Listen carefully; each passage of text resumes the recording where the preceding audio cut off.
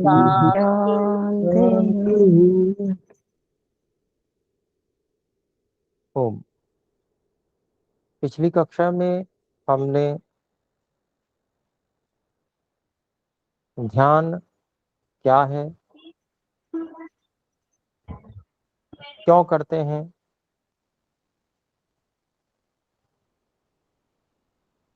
इसको समझने का प्रयास किया और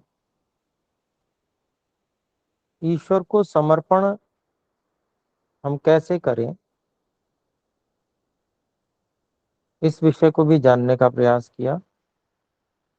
ईश्वर को जो समर्पण करना है तो पहले ईश्वर को जानना है, सिद्ध करना है सत्ता को ईश्वर की, और उसके स्वरूप को कुछ ठीक ठीक समझना है। तो इस बारे में भी हमने पिछली कक्षा में बात की और इसी समझ के आधार पे फिर ईश्वर प्रणिधान का अभ्यास, ईश्वर के मुख्य निज नाम ओम के जप के साथ में उस उच्चारण के आधार पर समर्पित रहने का हमने प्रयास किया और इसका अभ्यास हमने सप्ताह भर में किया होगा, ऐसी मैं आशा करता हूँ।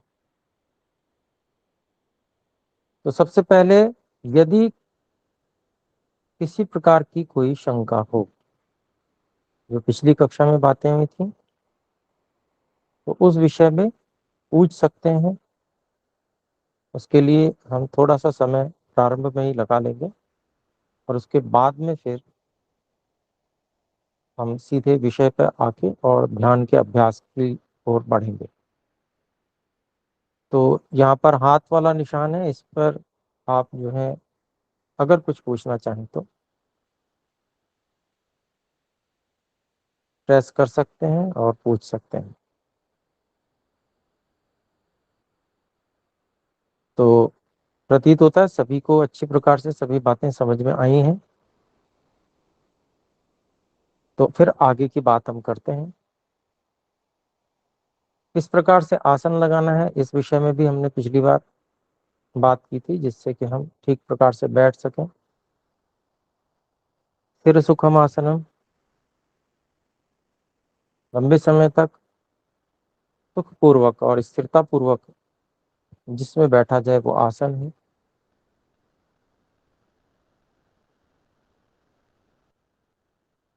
और आज हम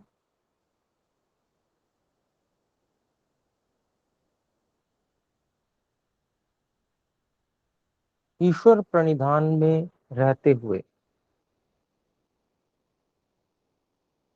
अर्थात ईश्वर को समर्पित रहते हुए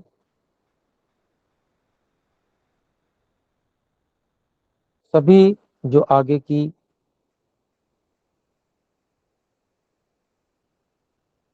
क्रियाएं और बातें होंगी उनको करने का प्रयास करें। यद्यपि अपने को ईश्वर प्रणिधान से युक्त पूरी दिनचर्या में रहना चाहिए, ईश्वर को समर्पित रहना चाहिए।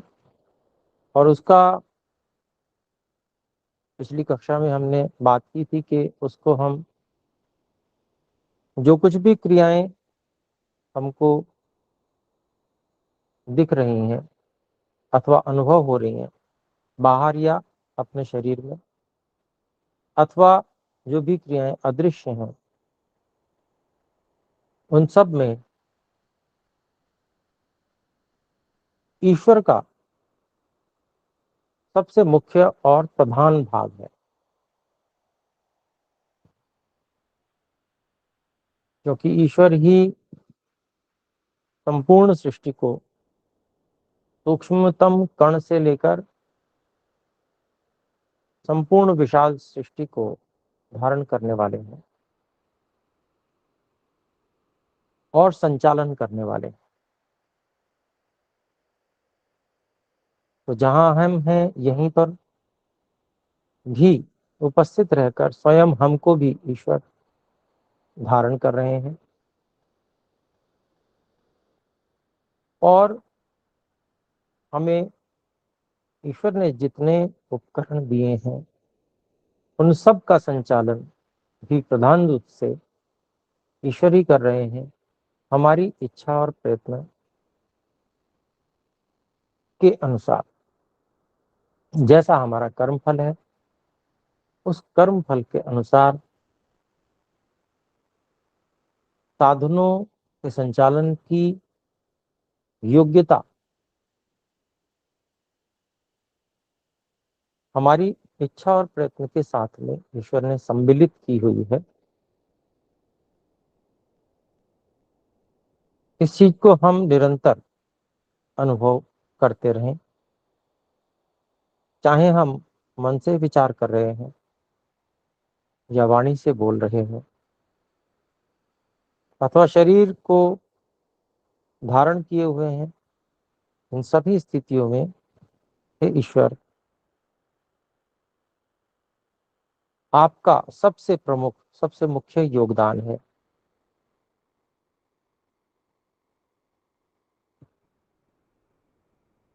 दूसरा, हम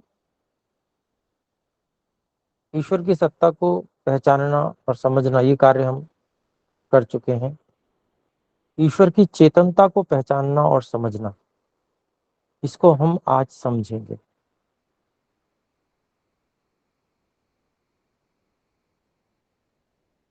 ईश्वर को कर्ता मानकर जो कुछ ईश्वर कर रहे हैं क्रियाएं, उसमें दो विकल्प सामने रहते हैं कि बहुत सी जड़ वस्तुएं भी बहुत सारी क्रियाएं करती हैं और चेतन भी क्रियाएं करते हैं। तो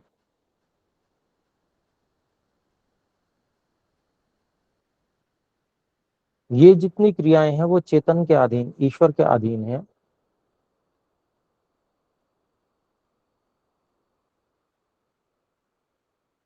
और स्वयं प्रत्येक स्थान पर उपस्थित रह के ईश्वर उन सारी क्रियाओं को संचालित कर रहे हैं।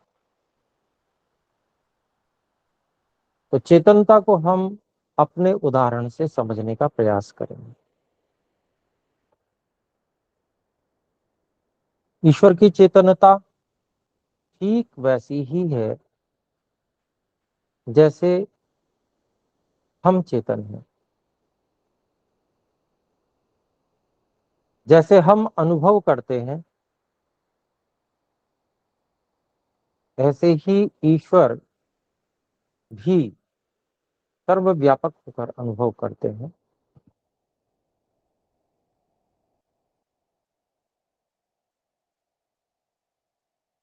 जैसे हम इच्छा करते हैं, ऐसे ही ईश्वर भी इच्छा करते हैं। हमारी इच्छा और ईश्वर की इच्छा में बस यही अंतर है कि ईश्वर की इच्छा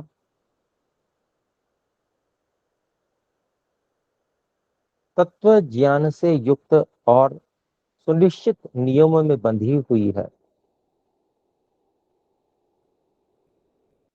परंतु हमारी इच्छा पर हमारी न्यून सामर्थ्य के कारण से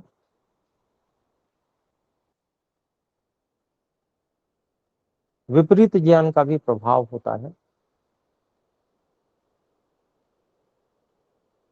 परंतु सर्वव्यापक अनंत परमात्मा, हे अनंत शक्तिमान ईश्वर, आपकी अनुभव शक्ति के साथ में, चेतना के साथ में जो इच्छा जुड़ी है वो विशुद्ध है, आपके अपने नियमों में बंधी हुई है और संपूर्ण तत्व ज्ञान से युक्त है।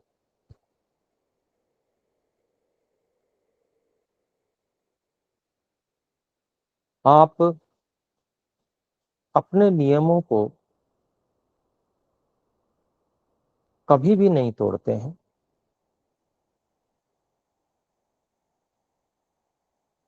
और सदा एक रस ज्ञान से युक्त होकर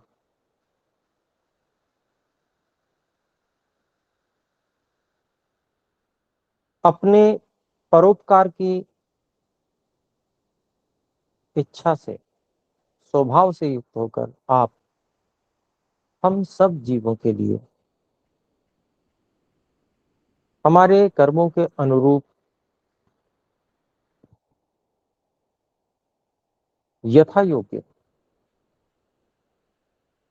सहायता देते हैं।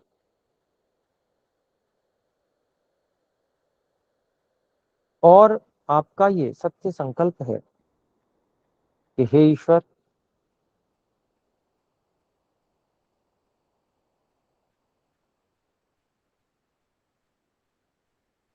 आप हम प्रत्येक जितने भी जीव हैं उन सब पर निरंतर उपकार करते ही रहेंगे। हमको आप निरंतर सहायता देते ही रहेंगे।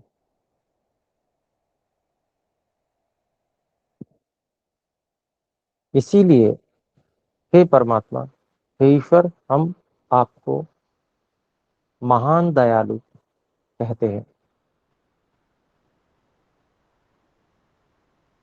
तो अपनी चेतना जैसे हम अनुभव कर रहे हैं, जैसे हम विचारशील हैं,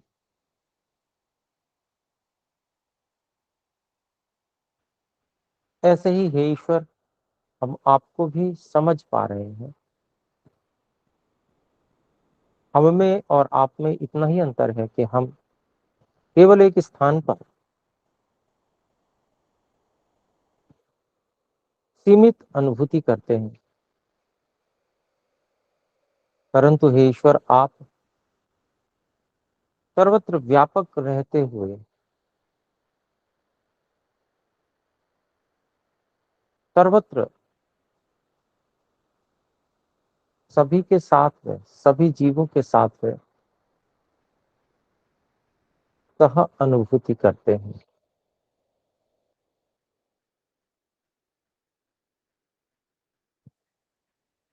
हे ईश्वर, हम अपने न्यून सामर्थ्य के कारण से और अविद्या अज्ञान के कारण से अपने सत्य स्वरूप को न समझने के कारण से शरीर आदि साधनों पर अपना स्वरूप आरोपित कर देने के कारण से, शरीर को ही अपना स्वरूप समझने के कारण से हम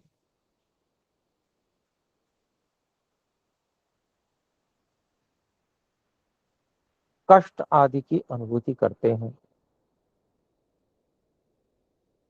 दुख की अनुभूति करते हैं। परंतु हे ईश्वर, आप अनंत सामर्थ्यवान और विवेक ज्ञान से सर्वथा युक्त होने के कारण से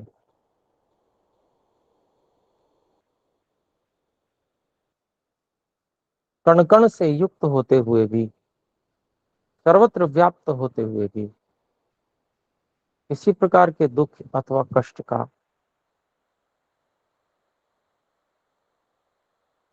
अनुभव नहीं करते हैं। आप सदा आनंद में हैं। परंतु आपको पूरी तरह से ज्ञान है कि हम जीव कितनी मात्रा में कब कष्ट को अनुभव कर रहे हैं।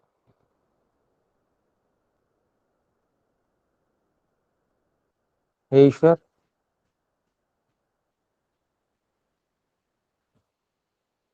आपका अनुभव हमारे अनुभव के समान ही है, परंतु आपका अनुभव अनंत है,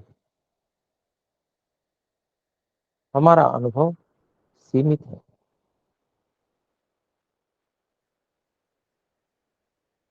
हे ईश्वर, आप अनंत चेतन,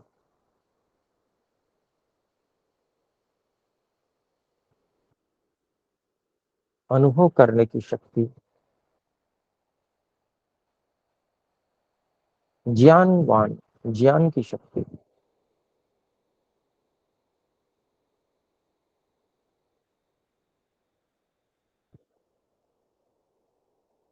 हम सबकी सहायता कर रहे हैं। आप एक चेतन गुरु के समान परम गुरु होकर हमें संकेत द्वारा निर्देश करते रहते हैं। हमारे प्रत्येक कार्य में हमें आनंद, उत्साह और निर्भयता अथवा भय, लज्जा, शंका रूपी संकेत देकर आप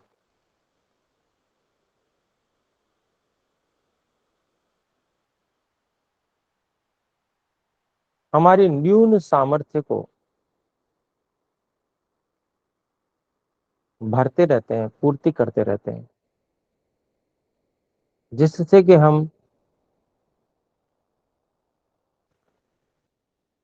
सही और गलत का निर्णय करके कर्म कर सकें। हे ईश्वर, हे अनंत चेतन, हे अनंत ज्ञानवान, हे सटीक सत्य स्वरूप, तत्व ज्ञान स्वरूप, सबके स्वामी, हम सब सूक्ष्म जीव चेतनों के और संपूर्ण जड़ जगत के आप ही स्वामी हैं। हे ईश्वर, आपके इस स्वरूप को भी हम बहुत अच्छी प्रकार से समझकर आपको पूरी तरह से समर्पित रहने का प्रयास कर पाए, ऐसी हम पर कृपा कीजिए। हे दया के सागर, हम बहुत कम सामर्थ्य वाले आपके द्वारा साधनों को जोड़कर जो सामर्थ्य दी गई है उसका भी पूरी तरह से प्रयोग नहीं कर पाते।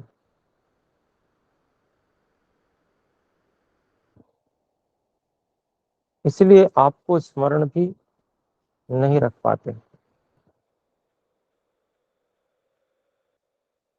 हे ईश्वर,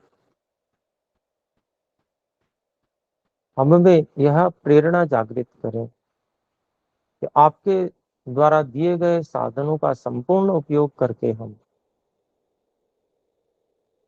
आपके प्रति कृतज्ञता से सदा युक्त रह सकें।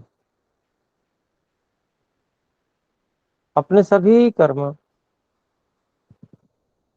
जो आपके दिए हुए इन साधनों से हम करते हैं उनको आपके प्रति समर्पित रख सकें। उसमें आपका ही जो सबसे मुख्य भाग है उसको याद रख सकें।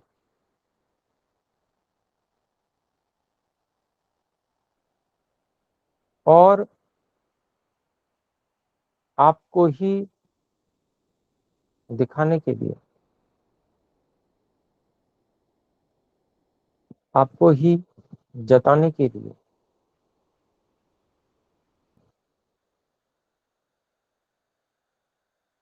आपको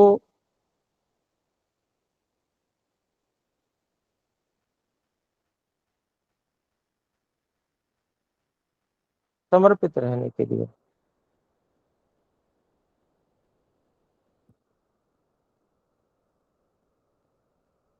और ऐसा प्रयास करने के लिए कि आपकी मान्यता हमारे प्रति बड़ी उत्तम हो जाए,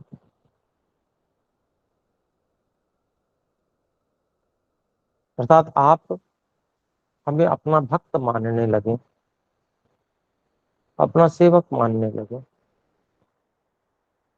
और अपनी शरण में ले लें, ऐसी प्रेरणा हे ईश्वर आपके द्वारा हमें निरंतर हो, जिससे हम एक क्षण के लिए भी आपको भूले नहीं।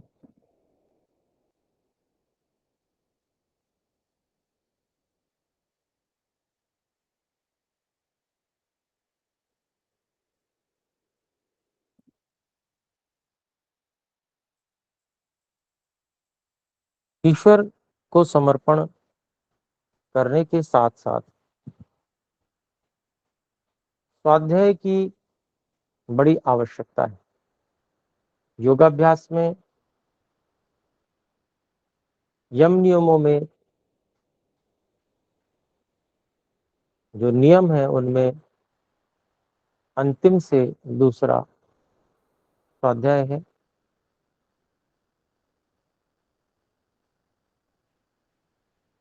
तो योग में आगे बढ़ने के लिए स्वाध्याय अनिवार्य है। महर्षि व्यास जी कहते हैं, स्वाध्यायात योगम आसीत, योगात स्वाध्यायम आपने आमनेत, स्वाध्याय योग संपत्त्या परमात्मा प्रकाशते।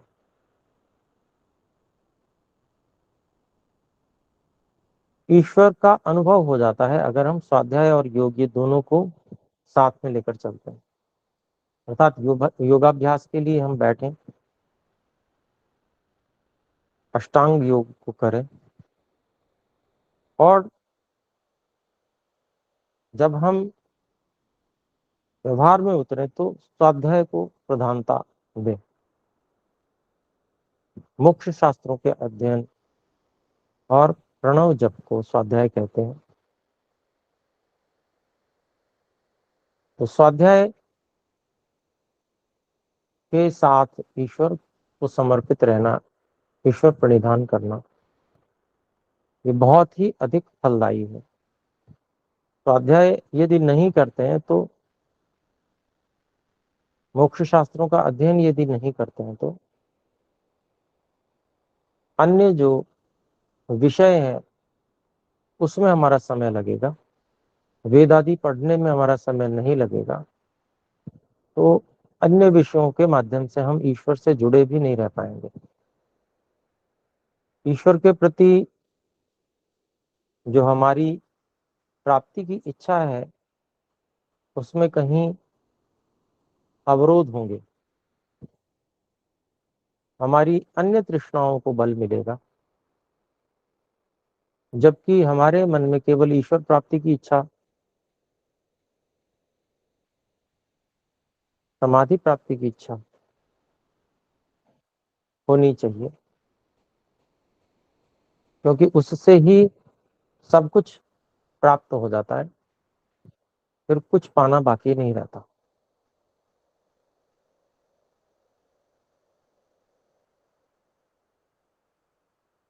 तो हम संकल्प ले रहे हैं, हे ईश्वर आपकी कृपा से हम स्वाध्याय को अपने जीवन में सबसे अधिक समय देंगे, स्वाध्याय से युक्त हम बहुत अधिक रहने का प्रयास करेंगे, मोक्ष शास्त्रों का अध्ययन करने का हम अधिक से अधिक प्रयास करेंगे।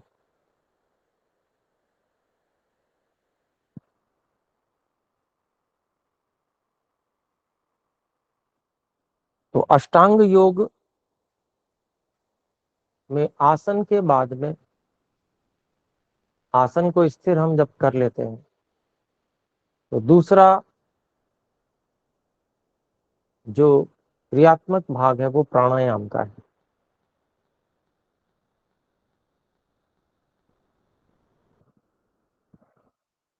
और ये प्राणायाम को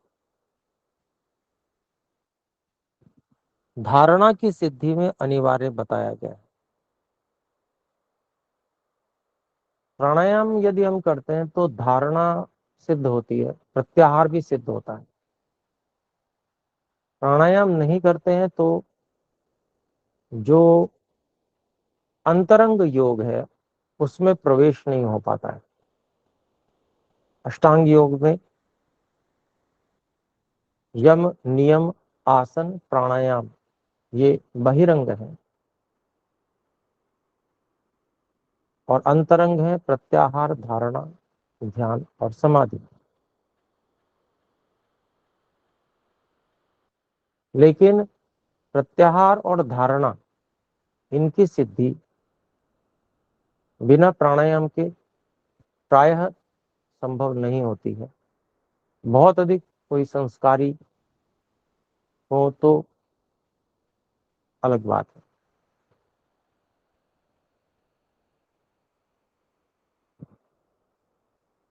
शरीर है, शरीर में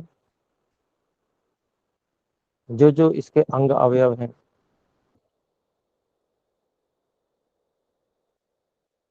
ध्यान की अवस्था में इन अंग अवयवों को हमें किस किस अवस्था में रखना है,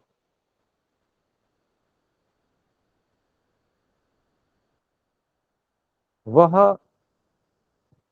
बहिरंग में निर्दिष्ट है, अर्थात यम, नियम, आसन, प्राणायामों में।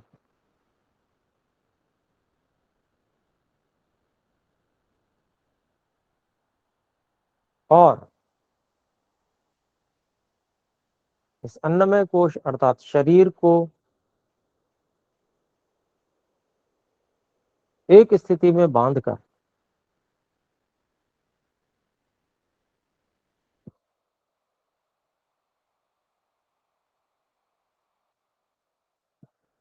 अंतःवृत्तिक बनना, अंदर की ओर प्रवेश, बाहर जो सूक्ष्म है वो इंद्रियां हैं, उनको पूरी तरह से नियंत्रित कर लेना और अंदर की ओर मोड़ लेना, अंतःवृत्तिक बना देना, ऐसी रुचि जगा लेना कि जो बाहर की ओर से हटकर अंदर की ओर लग जाए, उसी का सबसे अधिक महत्व समझना।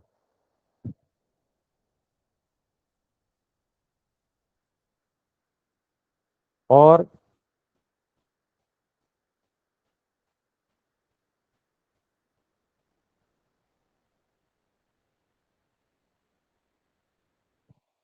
फिर मन को शरीर में किसी एक स्थान पर बांध देना, जहां से इसके बाद से ध्यान का आरंभ होता है। क्योंकि बिना धारणा के एकाग्रता नहीं होती,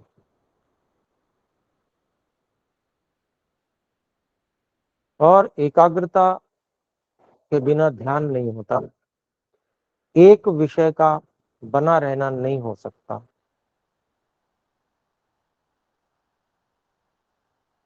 तो इसलिए प्राणायाम का बहुत अधिक महत्व है। प्राणायाम से अन्य भी बहुत सारे लाभ होते हैं,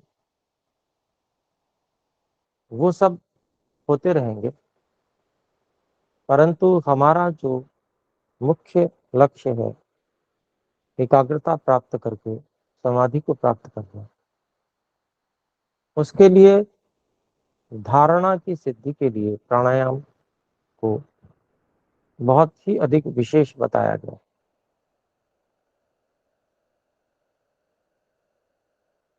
तो शरीर को एक स्थिति में रखना आसन के द्वारा, और प्राणों के द्वारा प्राणों को अनियंत्रित अवस्था से हटाकर नियंत्रित अवस्था में लेकर आना,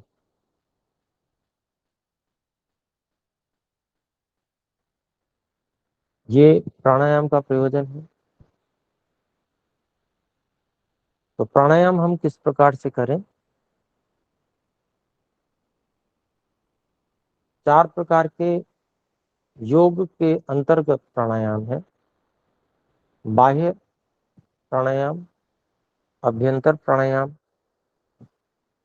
स्तंभ वृत्ति प्राणायाम और बाह्याभ्यंतर विषयाक्षेपी चौथा प्राणायाम। आरंभिक अभ्यासी बाह्य प्राणायाम से आरंभ करें।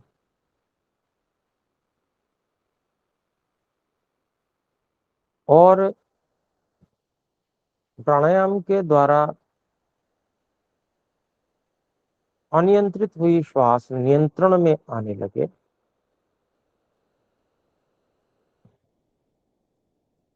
तो उस प्राणायाम को सिद्ध समझें। अर्थात जब हम बाह्य प्राणायाम करते हैं तो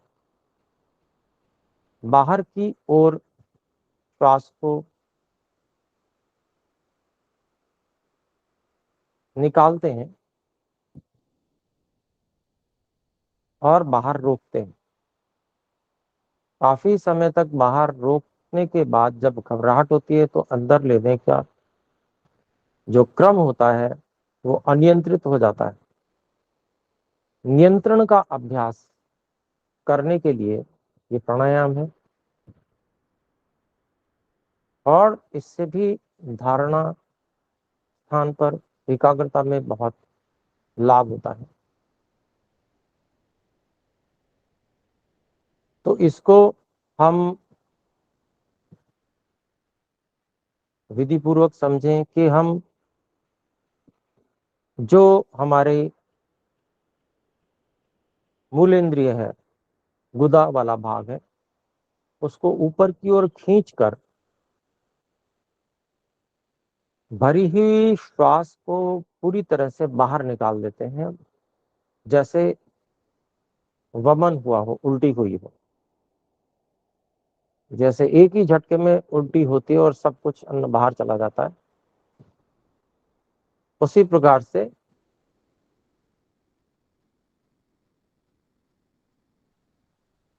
सबसे पहले मूलेंद्रिय का संकोच करके श्वास को बाहर की ओर पूरी तरह से निकाल देते हैं और मूलेंद्रियों का संकोच बनाए रखते हुए श्वास को बाहर ही रोकते हैं। ईश्वर को समर्पण करना नहीं भूलते, समर्पित निरंतर रहते हैं और श्वास को बाहर रोके रहते हुए ओम आदि मंत्रों का जप करते हैं। और घबराहट होने की स्थिति में धीरे धीरे नियंत्रण पूर्वक श्वास को अंदर भरते हैं और फिर इसी नियंत्रण को बनाए रखते हुए नए अभ्यासी बीच में नियंत्रण पूर्वक एक दो श्वास ले सकते हैं। उसके बाद में फिर अगला प्राणायाम इसी प्रकार से करते हैं। श्वास को नियंत्रण पूर्वक भरने के लिए हमको मन से संकल्प करते हुए श्वास को बाहर की ओर धक्का देते हुए अंदर ग्रहण करना चाहिए, जिससे कि अनियंत्रित रूप में वेग से अंदर श्वास न भर जाए, बल्कि धीरे धीरे धीमी गति से उसको बाहर की ओर धकेलते हुए श्वास को धीरे धीरे अंदर भरना होता है। जिस समय हम वापस श्वास लेते हैं घबराहट होने पर, तो ये कुछ सावधानियां रखनी होती हैं और इसके द्वारा हमें श्वास को नियंत्रित करके एक अवस्था में लाना होता है। उस अवस्था में क्योंकि शरीर स्थिर हो जाता है और श्वास भी बहुत हल्की, लंबी और सूक्ष्म हो जाती है, इस कारण से एकाग्रता की स्थिति धारणा स्थान पर बहुत अच्छे से प्राप्त होने लगती है। तो धारणा के लिए हमको पता होना चाहिए कि हम शरीर में कोई एक स्थान जो सिर की चोटी के भाग से लेकर नीचे गुदा पर्यंत कोई भी स्थान वो भवों के बीच में उससे अंदर की ओर स्थान हो सकता है। सिर की चोटी का भाग, उससे नीचे, फिर उससे नीचे कंठ का हो सकता है, उससे नीचे हृदय हो सकता है, नाभि हो सकती है, अथवा बीच में कोई भी स्थान हो सकता है जहां हमें आसानी से अनुभूति बनाने में सरलता हो, सरलता से हम अनुभूति बना पाए, स्पर्श का अनुभव हो, स्पंदन का अनुभव हो, धड़कन का अनुभव हो, जो आसानी से, जैसे कंठ होता है तो कंठ में हम जो मुख में लार होती है उसको निगलते हैं, तो निगलते समय हमको एक स्थान की अनुभूति होती है जो कि काकलक, जो कंठ में कौवा जैसा लटका रहता है, वो स्थान होता है। तो इसी प्रकार से अन्य स्थान, हृदय का स्थान हो सकता है दोनों स्तनों के बीच में। तो ईश्वर को समर्पित रहते हुए ध्यान को पकड़ के रखना, अपने ध्यान को उस स्थान से किंचित मात्र भी हटने नहीं देना, अपनी एकाग्रता उस स्थान पे बना के रखना, ये धारणा है। जब हम प्राणायाम पूर्वक धारणा करते हैं तो फिर एकाग्रता उस स्थान पे बन जाती है और धीरे धीरे हम ध्यान को आरंभ कर सकते हैं। हम अनेक बार धारणा को महत्व नहीं देते, अनेक वो त्रुटि है। धारणा अत्यंत महत्वपूर्ण है। शरीर की अनुभूति से, जो सामान्य अनुभूति है, बाहर की अनुभूति, शरीर आदि का अनुभव न रहे, इस स्थिति में आने के लिए धारणा अत्यंत आवश्यक है। अन्य स्थानों की अनुभूति को समाप्त करके केवल एक स्थान की अनुभूति पे केंद्रित होना है और इससे शरीर की जो कोशिका कोशिका है, कण कण है, वो शांत हो जाता है और एकाग्रता प्राप्त होती है। तो आइए इसके लिए प्रयोग करते हैं। बाह्य प्राणायाम के माध्यम से ईश्वर को समर्पित रहते हुए, हे ईश्वर, हम आपकी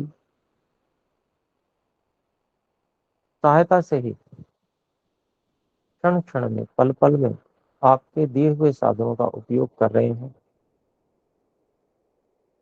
जो कि आपकी सर्वश्रेष्ठ आज्ञा है,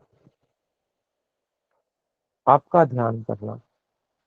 हम उसके लिए प्रयासरत हैं। आपके दिए हुए साधनों का हम आपकी दी हुई शक्ति का ही उपयोग करके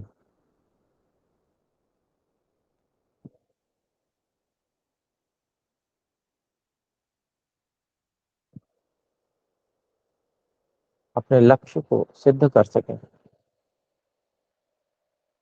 ऐसी भावना बनाकर आइए प्राणायाम करें।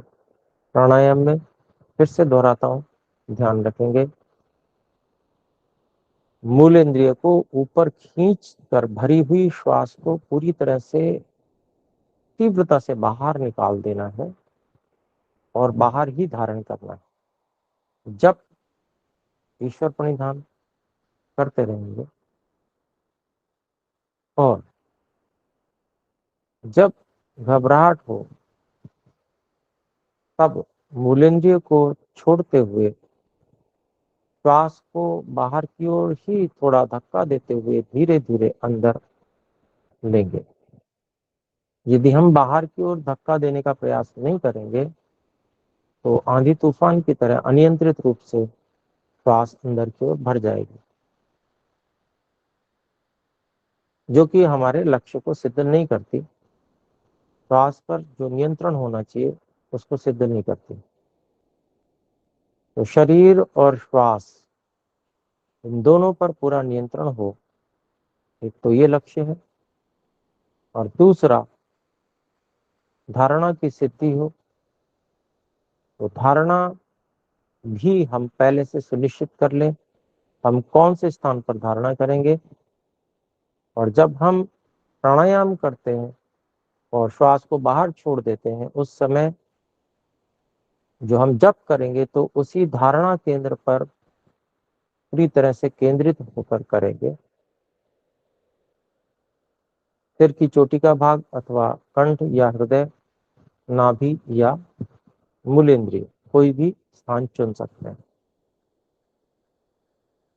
तो आइए प्राणायाम करें, और प्राणायाम के साथ ही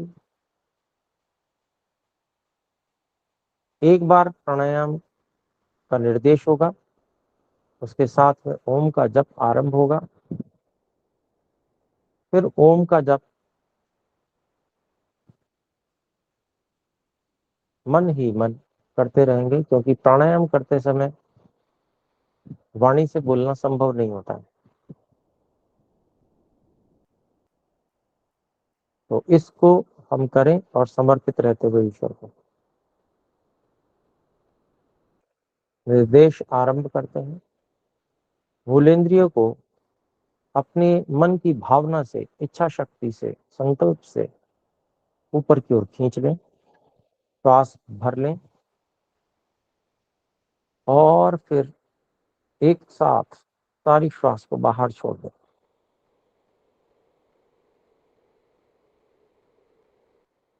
बाहर ही रोकें।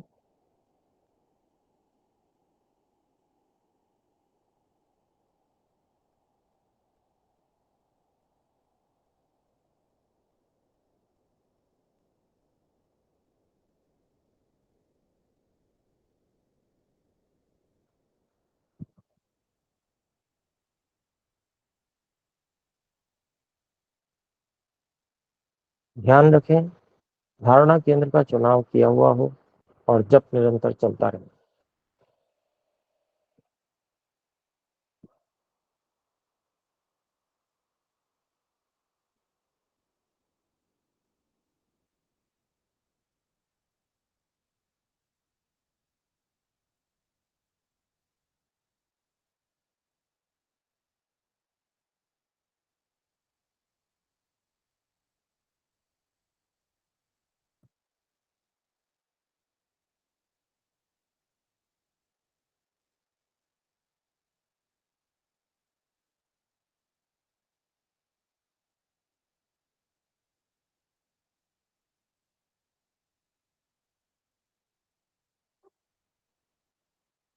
निरंतरता पूर्वक धारणा केंद्र पर केंद्रित रहें।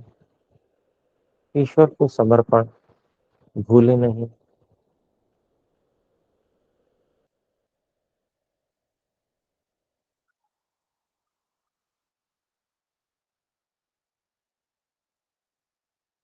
ओम ओम ये जब चलता रहे। जब घबराहट हो तो श्वास को बाहर की ओर धक्का देते हुए धीरे धीरे थोड़ा थोड़ा श्वास भरते रहो।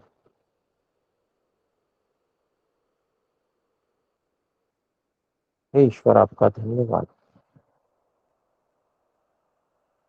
इसी प्रकार से अपनी इच्छा अनुसार 2 या 3 प्राणायाम हम करें। साथ में ईश्वर को समर्पण बनाए रखते हैं। ओम का जप भी करेंगे। मैं वाणी से बोलकर सबकी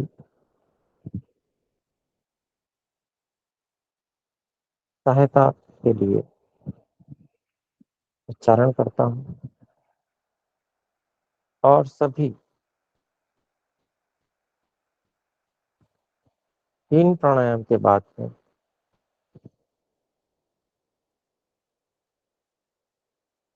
धारणा पर धारणा केंद्र पर केंद्रित रहते हुए ओम का जप उसी तरह से निरंतर करते रहें।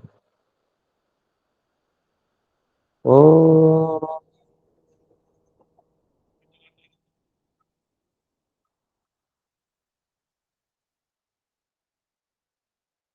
ओ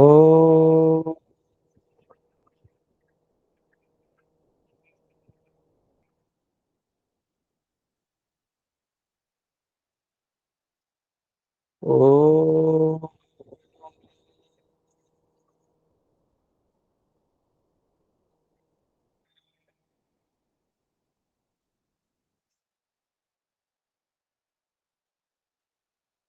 ओ ओ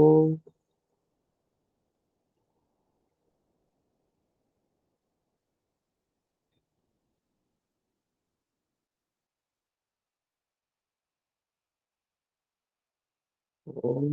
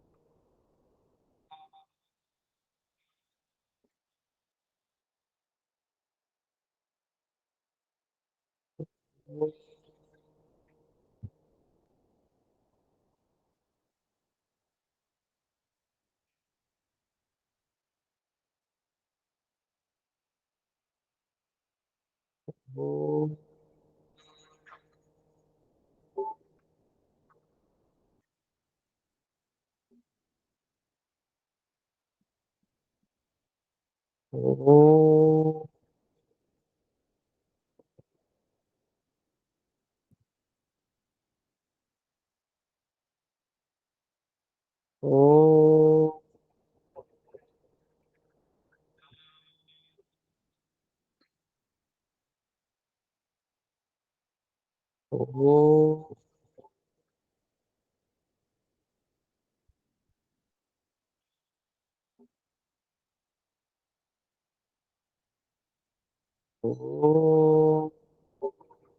ओ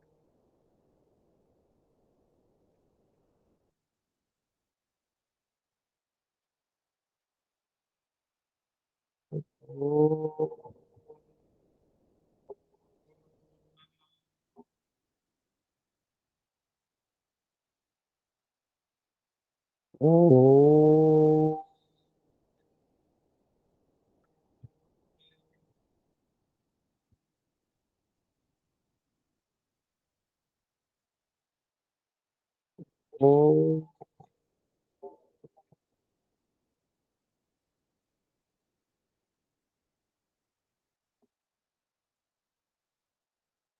ओ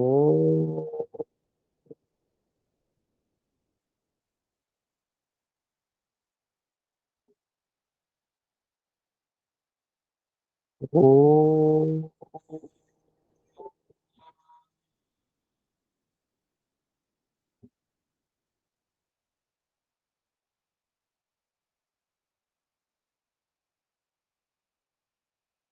अब इसी प्रकार से होठों को हिलाते हुए कुछ देर ओम का जप कर सकते हैं। अगर हम बहुत अच्छी स्थिति में हैं तो फिर होठ नहीं हिलाएंगे, मन ही मन करते रहेंगे। और जिनकी अभी स्थिति स्थूल है वो बाह्य जप, वाणी से जप और उपांशु जिसको होठों से कहते हैं उसका सहारा ले सकते हैं।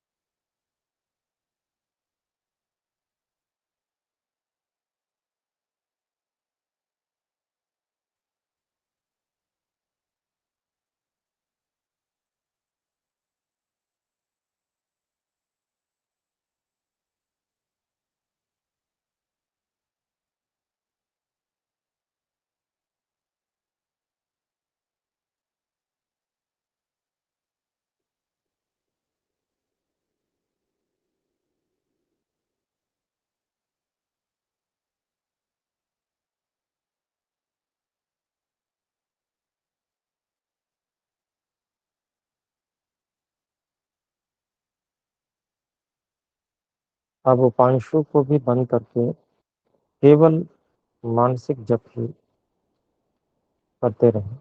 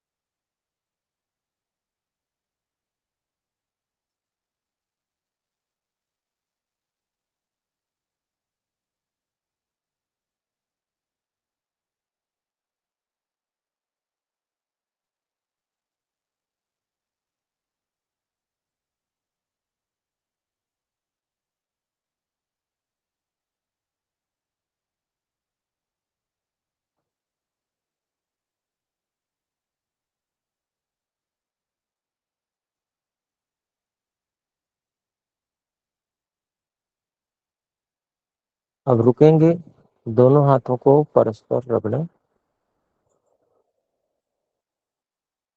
कुछ गर्म होने पर आंखों पर, चेहरे पर स्पर्श कराते हुए धीरे धीरे आंखों को खोल लें।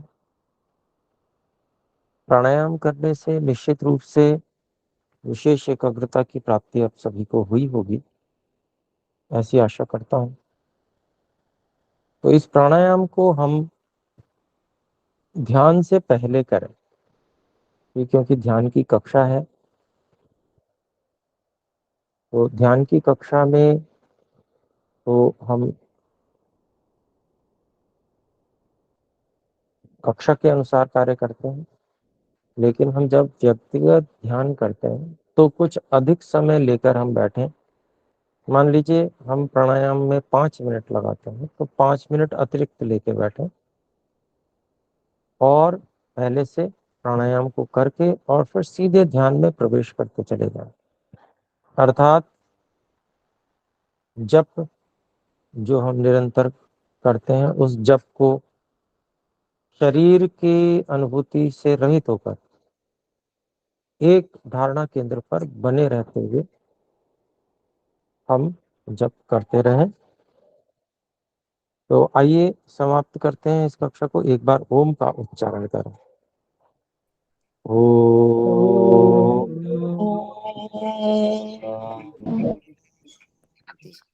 नमस्ते आचार्य जी। सभी को सादर नमस्ते। नमस्ते गुरु जी। नमस्ते